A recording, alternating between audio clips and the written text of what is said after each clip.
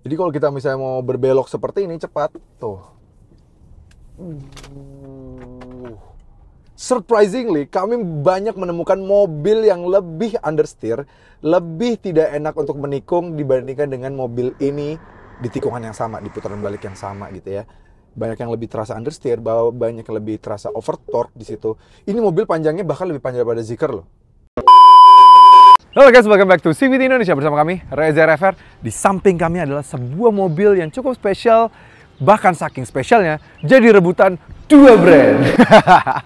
Yes, dua brand yang menaungi mobil yang berbeda berebut dengan mobil yang sama untuk di batch yang sama. Tapi kalau kami bisa bilang, walaupun kami udah pernah menjajal mobil ini di negara Thailand waktu itu dengan batch yang berbeda, harus kami akui sebenarnya aslinya batchnya adalah ini. Yes, adalah Maxus Niva 9. Mungkin tetangga bisa mengklaim itu juga sama, tapi ya kita anggap saja seperti Toyota Avanza dan juga Daihatsu Xenia. Jadi sebenarnya sama gitu ya. Oke, kami mungkin sebenarnya udah ngebahas ya desain eksterior, interior, apa aja perbedaan fiturnya seperti apa udah pernah kami bahas. Video kali ini mungkin akan lebih berfokus apa aja fitur yang masuk ke Indonesia yang ditawarkan di delivery, karena mobil ini sudah delivery ya. Kalau yang tetangga kan memang belum delivery, baru menyatakan baru mau jual, ini dia sudah serah terima. Jadi kita akan lihat langsung apa saja yang diterima sama konsumen dengan harga bandrol 1.088 juta ini. So, tanpa berlama-lama, ini dia CVT Review Maxus Niva 9.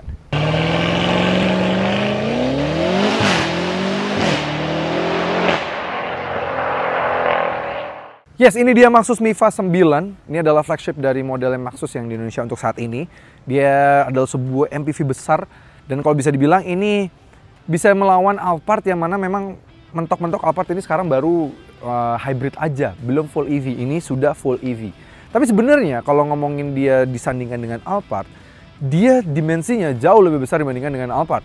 Ngomongin soal dimensi mobil ini panjangnya ada 5.270 mm. Dan wheelbase-nya itu, lebarnya saja sampai 2 meter. Jadi kalian bagi yang punya mobil ini mesti siap-siap ya sama garasinya ya. Carport mobil kalian, karena ini panjang dan juga lebar, warna hitam lagi ya. Jadi mantap. Oke, design wise dia sebenarnya mirip banget sama saudaranya yang punya badging berbeda ya. Cuma bedanya di logonya ini sekarang logonya Maxus di emboss gitu. Bukan pakai logo Maxusnya, tapi tulisannya Maxus. Jadi bagi orang-orang yang pengen punya Lexus tapi dengan harga terjangkau 1 miliar, bahkan hampir 3 kali lipat lebih terjangkau, keren nih. Orang mungkin salah baca gitu, karena kemarin kami punya satu kali kesempatan pas bawa mobil, pagi lihat dari depan ya, dikira bawa Lexus karena salah baca dulu dia awalnya, dia bacanya XUS ke belakangnya, nggak baca MA-nya gitu ya. Sisanya sih sama ya, lampu DRL yang menyambung kanan ke kiri, sennya juga di atas sini, terus lampu proyektor LED semuanya sama. Lanjut ke samping juga ya banyak banget kesamaan, gak ada perbedaan terlalu signifikan. Dia tetap panjang, dia ada kayak banyak sensor-sensornya, sensor di bagian sini, sensor di bagian tengah sana. Velgnya dia mengipas dengan konfigurasi dia di 235 R19, dia sudah 19 inci, bagus. Sama kayak mobil-mobil asal ini ya, asal China juga yang kerja sama Swedia ya, sama-sama 19 inci, tapi dia mengipas seperti ini desainnya. Mohon maaf mobil agak kotor karena hujan mulu, kami udah cuci di hujan lagi, cuci hujan lagi. Dan yang menarik adalah ketika kami melihat kuncinya. Kebetulan kami nggak mau bandingin sih kedua mobil ini, tapi kebetulan aja jadwalnya pas samaan, mepetan gitu ya. Di kantor kami sedang ada sebuah Zeekr 009 yang harganya 2 kali lipat dari mobil ini, 2 kali lipat lebih dikit gitu ya. Tapi kuncinya harus kami akui lebih premium mobil ini. Yes, di kuncinya kalian sudah bisa mengakses power tailgate, buka lock unlock, dan juga membuka pintu bagian sampingnya sini ya. Nih ya, dia juga udah bisa membuka seperti ini, gitu. Menutup lagi juga sudah bisa. Ini juga tutup seperti ini dari remote-nya. Seperti kami bilang juga panjang dari mobil ini tuh mencapai di 5.270 mm, jadi panjang banget sampai ke belakang, dan dia mengotak. Tapi sebenarnya secara bentuk itu dia beda dikit sama kayak mobil-mobil ala Alphard atau misalnya Denza gitu ya. Dia mirip-mirip MPV besar asal Amerika yang mana Toyota juga jual di sana ya, kayak ala Sienna dan juga kawan-kawannya itu yang ada di sana gitu ya. Tapi dan kalau dibandingkan dengan Grand Carnival, dia lebih tinggi sedikit juga dibanding dengan Grand Carnival. Itu yang didapatkan. Jadi keren ya. Pintunya pun juga attention to detail menarik. Dia dari depan ke belakang menyambung. Kita lihat bagian belakang. Nah, desain belakangnya ini menurut kami desain yang paling kami kurang suka di antara Miva 9 ini ya. Depannya bagus banget, keren gitu ya. Mewah, premium. Sampingnya keren, dia bahkan ada ciri khas kayak di pilar D-nya gitu dengan tarikan garis chrome-nya yang kayak Z gitu ya. Bagus. Di samping bagian belakang pilar D-nya juga bagus. Begitu di belakang, mobilnya seperti kayak menggunakan topeng besar gitu ya. Lampunya seperti ini, over the face banget kayak bek gitu. Port tailgate juga sudah ada. Lumayan cepat lagi port tailgate-nya menurut kami.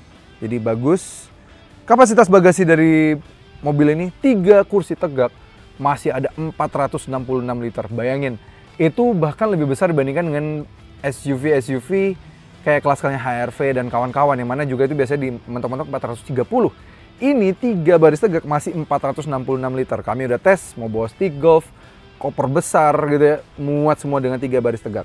Mau di-increase lagi bagasinya, kalian bisa dorong aja dari tuas yang bagian sini. Jadi ini bisa dimajukan lagi. Jadi bisa tambah gede. Ini kami bilang ada sebuah stroller gitu ya. Mau masukin lagi lebih dalam juga lebih besar, jadi sisanya lebih banyak lagi gitu ya.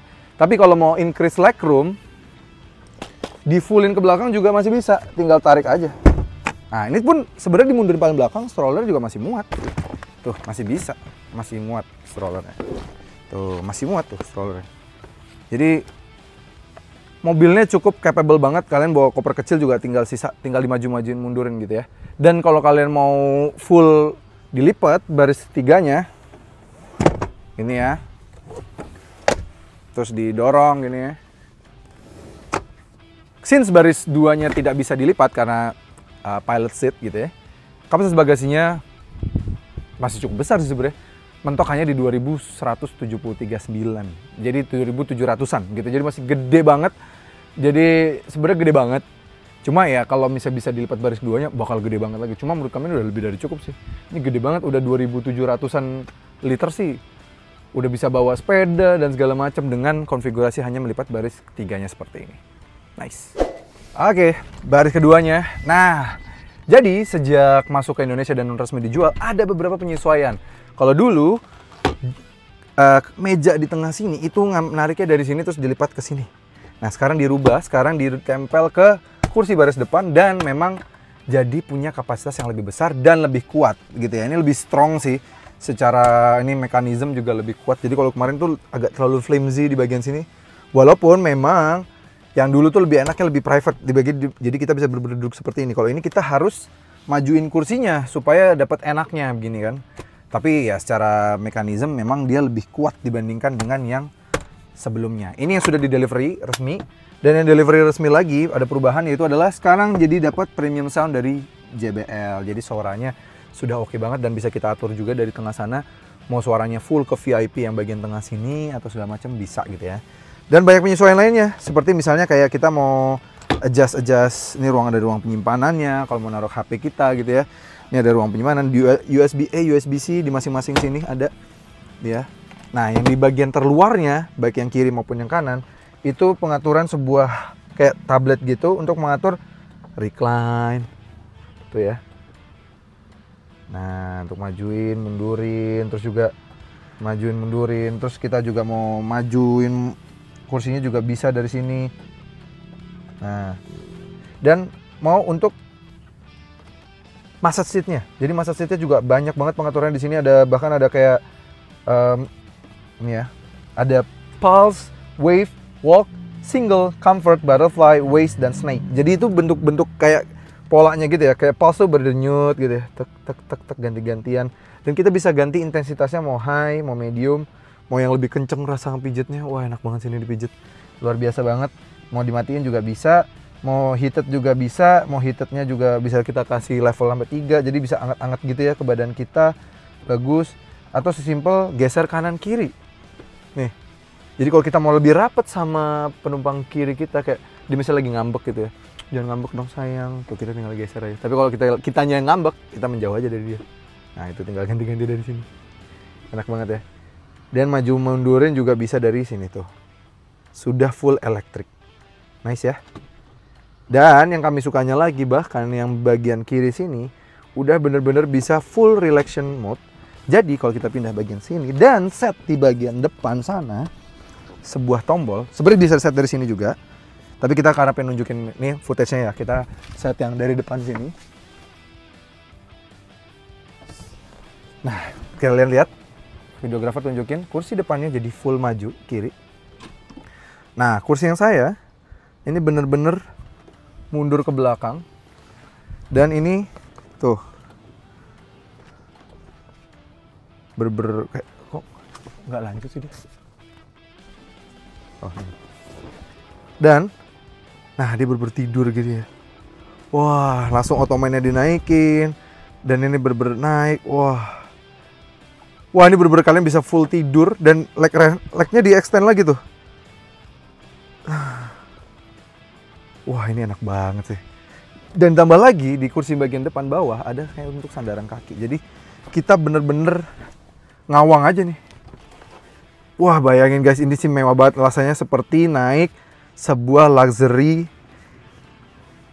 limousine. Ini nyaman banget sih baris duanya. Kayak memang untuk yang si Mifa 9 ini andalannya itu adalah di bagian tengah sini sih. Jadi semuanya di tengah sini ya. Nah, ini kalau kalian mau balikin lagi tinggal pencet reset aja di bagian sini. Full reset, dia akan ngembaliin lagi semuanya. Nah, ini kita duduk kembali normal seperti ini. Memang tempat duduk terbaik di mobil ini adalah di baris kedua yang sebelah kiri karena benar-benar mendapatkan full extension. Nah, ini jadi pas dimundurin tadi juga kita digeser ke kanan sedikit supaya benar-benar bisa rebah, nggak nempel pilar yang di bagian kiri sini gitu. Wah, luar biasa banget sih. Fitur-fitur wise, kelengkapan lainnya selain meja, dia ada ya, sunshade di bagian sini. Ya. Tapi masih manual memang. Terus juga dia sudah ada ruang penyimpanan seperti ini di bawah. Tapi ini nggak bisa diakses apapun. Dan colokan USB cuma ada di bagian kursi sini saja gitu ya. Dan kalau mau buka pintu dari tombol di bagian sini dan juga sudah ada pegangan untuk kalau misalnya ya agak kesulitan untuk keluar dan masuk gitu. Nah, bagaimana dengan legroom baris ketiganya? Yuk kita ikutin videographer. Nah ini ya. Ini posisi lega banget loh depannya. Lega banget. Nih, tapi nih kami tingginya 175 cm guys. Tapi di belakang ini masih lega banget. Ini ngaruh dari memang panjangnya 5,2 meter. Jadi di belakang sini tinggi kami 175 tuh kayak biasa aja, nggak mentok. Lega banget nih legroom, masih ada sekitar 8 jari, masih ada ruang penyimpanan. Di kanan sini juga ada ruang penyimpanan, ada USB-A, ada sebuah speaker. Ini masih dilapis kulit, jadi kalau naruh tangan enak gitu. Dan ini juga masih bisa dibuat lebih recline lagi. Wah, jadi even di baris ketiga ini tidak dianaktirikan sama sekali. Mau lebih recline lagi, majuin, bisa lebih recline lagi jadinya. Wah, ini langsung nyandar banget sih, gila, luar biasa. Menarik ya. Jadi ya tinggal bagi-bagi aja. Kalau kalian mau barang lebih banyak ya tinggal dimajuin. Bisa dimajuin dari sini, bisa dimajuin dari belakang seperti yang tadi kami tunjukkan. Tapi ada satu minus di mobil ini. Di depan lampu-lampunya terang ya untuk menyalakan ngecek barang, map lightnya terang, di tengah juga terang banget karena ada lampunya. Di belakang sini lampu hanya di bagian kiri dan kanan sini. Jadi ketika malam hari kalau mau nyari barang di penumpang baris ketiga itu agak sedikit kesulitan. Nih ya, kami berikan ilustrasi. Untuk mencari itu susah banget malam hari kalau nyari barang di malam hari di mobil ini di baris ketiga terutama agak susah. Jadi kalian harus pakai senter sendiri gitu ya. Sayang banget aja kayak baris ketiga akhirnya ketemu sisi dianaktirikannya. Tapi sisanya kalau kalian mau keluar dari mobil ini ada banyak ini ya shortcutnya. Mau dari tengah bisa atau dari tombol di bagian sini aja. Ini juga bisa langsung memajukan sendiri kursinya. Jadi kita bisa keluar dengan cukup mudah. Nah, ini dia baris depannya. Mungkin depannya kita nggak terlalu banyak bisa jelasin lah ya. Di simple banget, tipikal kayak grupnya Wuling, MG dan kawan-kawan. Speedometer kecil, layar entertainment lumayan besar, kepisah. Ini udah terjadi di MG seperti ini, MG4 ya kan. Terus juga di MG yang Maxus, MG Maxus juga bentuknya seperti ini. MG M9 kalau di Indonesia gitu ya. Bentuknya juga seperti ini desainnya. Bahkan untuk menyalakan mobil sama harus diinjak remnya. Baru dari mobilnya akhirnya udah nyala. Tapi enaknya kalau kalian mau matiin mobil ini gampang, tinggal pencet setting. Di bagian kontrol kalian bisa power off mobil ini. Tapi nyalain tinggal injek rem aja, dia nyala lagi. Gitu. Nah, mobil ini sudah dilengkapi dengan banyak ya, entertainmentnya besar, dia dilengkapi dengan banyak hal seperti Apple CarPlay, Android Auto, tire pressure monitoring, memantau energi kita bisa, ada fault juga bisa kelihatan di sini ya. Dan tapi kamera 360 tadi kami bilang, kamera 360 juga nggak ada 3 dimensi, dia hanya biasa aja gitu. Tapi lumayan ada kamera 360 gitu ya, lumayan membantu. Dan untuk kontrol-kontrol lampu semua ada di tengah sini, jadi kayak widget gitu bentukannya. Dan kalau misalnya mau shortcut tinggal kalian turun ke bawah, mau nyalain lampu, terus juga PB release, auto hold, semua tombol di sini. Ini Ami sebenarnya jujur agak kurang suka yang semua full tombol seperti ini. Dan kalian bisa ganti-ganti temanya mau light, dark, dan atau auto gitu ya. Dan yang paling ini sih masih oke ya, karena dia bisa ada kayak shortcut gitu ya untuk mengganti gitu. Dan ganti semburan AC-nya masih bisa langsung pakai tangan aja gini. Karena ada beberapa mobil asal China, even mau ganti semburannya geser kanan dikit atau naik dikit gitu aja harus gantian. Karena semuanya ada di layar gitu ya. Apalagi yang mau ganti spion aja juga harus gantian, karena tombolnya juga semua dari setir. Jadi habis ganti apa gitu kita harus pencet dulu baru dia bisa ganti spionnya gitu. Kalau di sini ganti spionnya masih ada tombol lah at least. Jadi masih menurut kami nggak semengganggu itu. Karena kebetulan di kantor kami lagi ada rivalnya juga. Bukan rival ya, sama-sama bentuk MPV seperti ini. Apa-apa dikit-dikit harus gantian gitu ya. Dan pernah juga nyobain yang harus dikit-dikit gantian, dan mostly China yang baru-baru semua kayak gitu. Ini sih semuanya udah full tombol tapi masih bisa lah. Dan ada tombol shortcut home-nya. Jadi kalau misalnya kalian lagi di Apple CarPlay gitu ya, mau ngatur mobil atau panoramic sunroof, ya kalian tinggal langsung shortcut aja, pencet home, ganti buka panoramic sunroof gitu ya, ganti ambient light-nya ada 64 warna, lumayan banyak juga. Mau dangdut, ngikutin melodi suara juga bisa gitu ya. Jadi bagus. Tapi ya semuanya sih tombol ada di sini. Ini hanya shortcutnya hanya defogger, AC dan juga on off AC saja gitu. Apple CarPlay Android Auto sudah support secara wired maupun wireless, dan sound systemnya dari JBL. Tapi entah kenapa yang di bagian depan ini menurut kami agak kurang kenceng ya. Kayaknya memang JBL ditempatkan hanya di bagian yang ditulis JBL aja di belakang, which is ya gitu. Memory seat ada 3, kita bisa atur dari sini juga. Pengaturan kursi juga banyak banget, kita bahkan bisa mengatur kursi yang bagian belakang, kursi bagian depan. Kursi bagian depan 2 kanan kiri juga sudah bisa ada massage seat, ada ventilated seats-nya juga, jadi bagus. Dia juga sudah ada driver attention assist, jadi posisinya menurut kami dari posisi terbaik. Kami udah bilang juga di Miva 7, karena posisi selalu di sini. Kalau di sini kadang nih beberapa brand ya, ini kalau kita lagi kehalangan setir ya kehalangan gitu ya. Atau kalau misalnya bener-bener nempel sama setir bagian atas ya kita setir lagi belok kan nggak kelihatan gitu ya. Menurut kami posisi di sini ada posisi paling tepat, karena posisi duduk kita pasti akan begini dan infrarednya pasti langsung menyasar ke muka kita terus. Jadi bisa memantau kalau kita ngantuk, kita sudah tidak fokus, langsung bisa ketahuan dari speedometer, langsung memberitahu bahwa kita disuruh istirahat atau segala macam. Fitur-fitur di speedometer persis semuanya kayak di MG4 ya. Sepi banget gitu, mirip banget nih kayak MG4 banget sih menurut kami. Ini memang kayak ketahuan banget satu grupnya gitu ya. Yang bisa dipantau hanya sedikit, bahkan untuk mengetahui percentage kita harus buka dari di bagian energi, di setting di bagian energi buat tahu percentage baterai kita sisa berapa. Kalau di sini hanya kelihatan baterai udah bentukannya baterai, terus hijaunya tinggal berapa dan range-nya sisa berapa gitu ya. Bukan full sampai udah berapa persen gitu, nggak bisa. Bahkan untuk mengatur regenerative braking juga dari bagian setting, di energi, baru energy charging management atau segala macam, ini baru kita bisa atur dari tengah sini pengaturannya untuk regenerative braking atau segala macamnya gitu. Pengaturan lampu, pilot tailgate semua sudah di sini juga. Memang agak sedikit ganggu sih ya. Untuk buka pintu kanan kiri yang sliding sudah bisa dari sini gitu.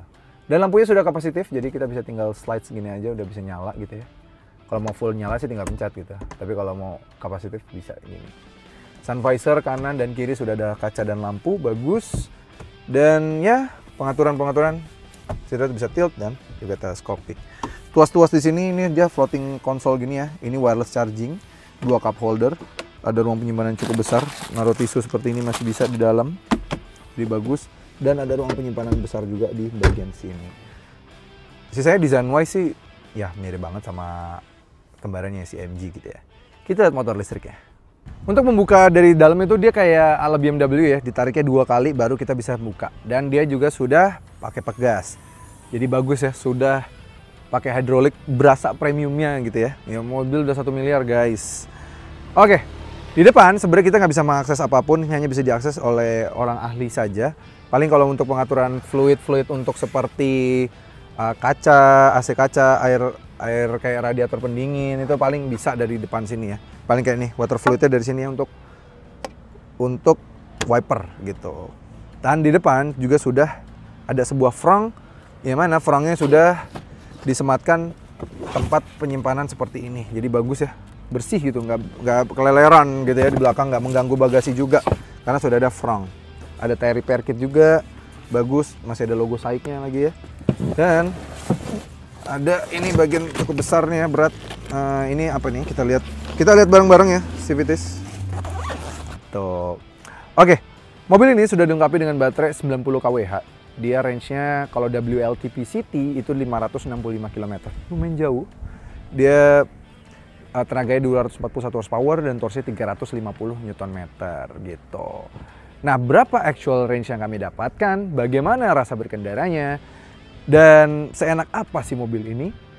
Langsung aja kita coba yuk di jalanan Jakarta. Karena waktu itu terakhir kita nyoba masih di Thailand dengan brand yang berbeda. Apakah ada adjustment? Let's go kita coba. Oke, bagaimana merasakan rasa berkendara dari Maxus Miva 9 ini? Nah, kita langsung sengaja lewatin speed bumps. Karena tipikal pembeli mobil ini pasti pengen tahu senyaman apa mobil. Jujur aja, bandingan suspensi dari mobil ini bukan yang ternyaman di kelasnya. Tuh. Memang karena wheelbase-nya yang panjang, jadi ketika kita menghajar speed bumps pada bagian roda depan menuju ke roda belakang tuh ada buffernya, ada loadingnya gitu ya, nggak langsung kena, jadi mobilnya nggak jungkat-jungkit. Ketolong sama itu. Tapi sebetulnya bandingan suspensinya bukan yang seempuk itu. Ini kita ngelewatin speed bumps, memang nggak berasa, jadi kayak cuma tapi berasa sampai nggak berasa mobil kegoyang-goyang banget, tapi berasa bunyinya kayak dulu gitu, dan memang berasa kerasnya. Yang nolong dari mobil ini selain wheelbase-nya juga joknya yang besar-besar banget ini, yang kami sudah sebutkan tadi. Dia memang bukan mengincar yang pure nyaman pol gitu ya, enggak. Tuh. Lewat speed bumps sih sebenarnya bukan yang kerasa-kerasa banget ya. Enggak, dia masih bisa diredam cukup baik, tapi bukan yang sampai kayak empuk banget gitu. Bahkan kami bisa menemukan SUV 300 jutaan asal Prancis yang lebih empuk untuk melewati speed bumps ini. Dan ini masih berasa sih. Tuh. Jadi kalau dibandingin misalkan rivalnya yang harganya 2 kali lipat dari mobil ini sih, ya memang rivalnya lebih bagus ya, pakai air suspension, harga juga lebih mahal, wajar gitu ya. Tapi ini melewati speed bump sih sudah lebih oke. Cuma memang masih ada keras-kerasnya. Masih kayak ada suara jedupnya, dentuman itu masih ada. Dia bukan yang diayun balik gitu. Dia travel suspensinya memang kerasa banget minim nih. Tuh. Walaupun nggak sampai yang kayak kamera getar gitu, enggak, karena memang dimensi besar, mobil juga harganya mahal, pasti bisa meredam bagian itu ya. Tapi untuk suspensi sih enggak. Kita kan lewatin patahan kayak di jalan tol, jembatan seperti ini gitu ya. Itu sih ya berasa banget, masih ada rasanya gitu. Masih ada kayak jedep gitu. Masih ada, masih berasa. Nggak yang bener-bener pure nyaman gitu, enggak. Harus diakuin gitu. Tarikan dari mobil ini juga lumayan, tarikan pedal gasnya, segala macam feel-nya itu juga masih cukup smooth. Dia tuh enak ya, nariknya gasnya smooth banget. Dan apa ya, feel mobil ini juga banyak bentuknya, karena setirnya juga nggak terlalu besar-besar banget, posisi duduknya juga bisa pas, enak gitu ya. Kekedapan kabinnya juga bagus karena dia udah double glass. Ini kebetulan pas kami lagi syuting lagi hujan tuh ya, baru mulai hujan, jadi kayak merintiknya tuh agak tajam sebenarnya nih. Kita kalau keluar gini pasti suaranya kedengeran ya. Udah mulai rintik-rintiknya tajam soalnya. Tapi karena walaupun kondisi atapnya lagi kami buka nih, cover dari sunroofnya, panoramiknya juga lagi kami buka, itu biasanya kan bunyinya cetak gitu ya. Ini enggak, ini kekedapan kabinnya sih bagus banget. Ini juga kacanya double glass tuh.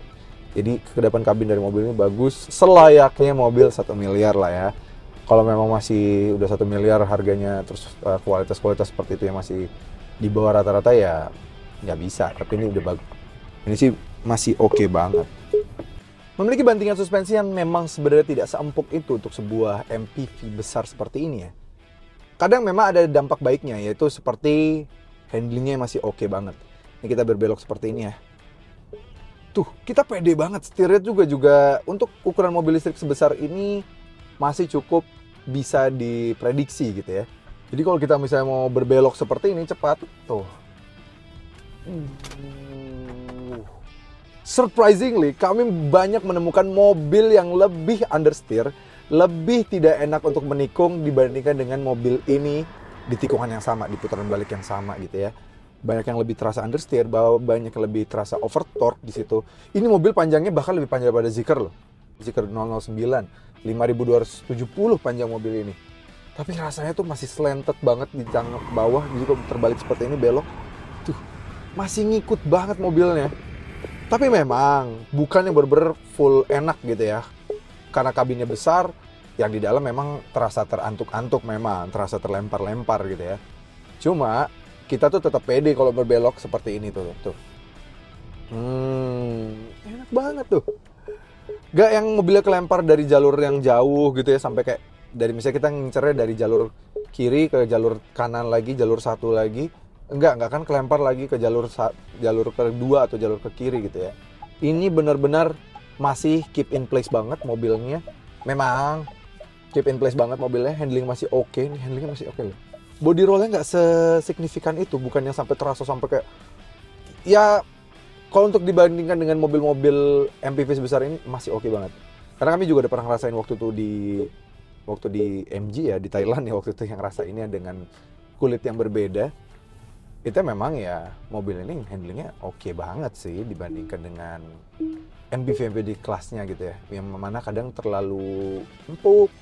Jadi kadang kalau untuk bermanuver kayak gini tuh, ini sih enak sih muter balik terus berbelok dengan cepat, masih oke loh untuk manuver. Jadi feel-nya tuh nggak kerasa kayak mobil yang besar banget gitu ya, padahal besar banget nih mobil. Bahkan kalau kita lihat dari belakang aja kayak ada topeng raksasa dari belakang gitu, kita liatin ya kalau kami lagi rolling shot dari belakang tuh kayak ada besar banget gitu mukanya, in your face banget. Tapi memang depannya sih cakep, cuma kalau dari belakang sih kayak wah gede banget nih mobil. Dan tapi tetap enak handlingnya. Kami sampai ketagihan nih, kami bingung gitu. Kok bisa MPV sebesar ini kok handlingnya bisa enak gitu ya.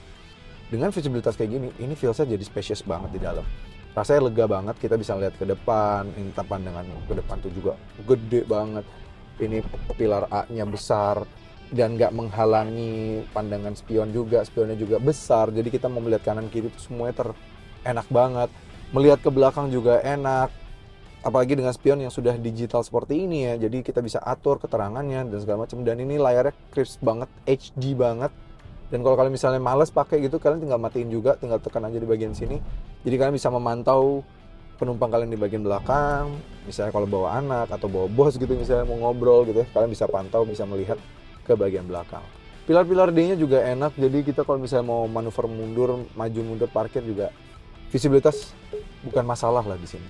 Dan yang paling kami suka lagi, dia juga sudah ada kamera 360 yang bisa ada multiple angle kalau kita nyalakan ketika sambil berjalan. Jadi kalau misalnya masuk jalanan sempit, yang mana pasti agak menjadi sebuah obstacle bagi mobil sebesar ini, cukup oke lah gitu. Dan ngomongin soal range dari mobil ini, selama pengetesan kami seminggu memegang bersama mobil ini, kami berjalan sejauh 400 km.